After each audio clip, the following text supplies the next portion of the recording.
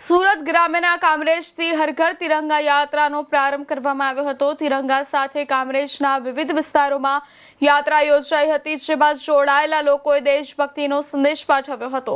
યાત્રા દરમિયાન દેશભક્તિના નારાઓથી સમગ્ર વાતાવરણ ગૂંજી ઉઠ્યું હતું।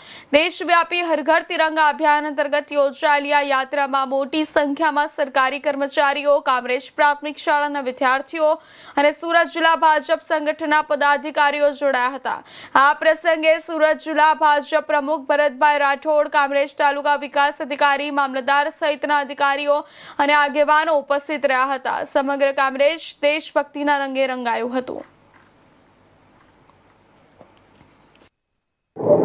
समग्र भारत देश में भारतीय जनता पार्टी द्वारा हर घर तिरंगा कार्यक्रम और तिरंगा यात्रा आयोजन आगामी 4 दिवस सुधी करवामां आवी रह्युं छे। त्यारे कामरेज तालुकामां पण कामरेज गामनी प्राथमिक शाळाथी शरू करी अने समग्र कामरेज गामनी अंदर आजे आ तिरंगा यात्रानुं आयोजन कर्युं छे।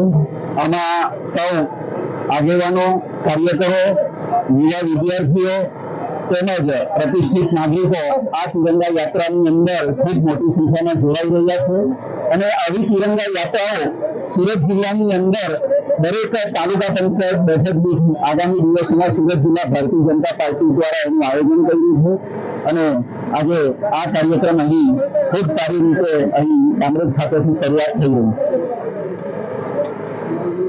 છે। પાછો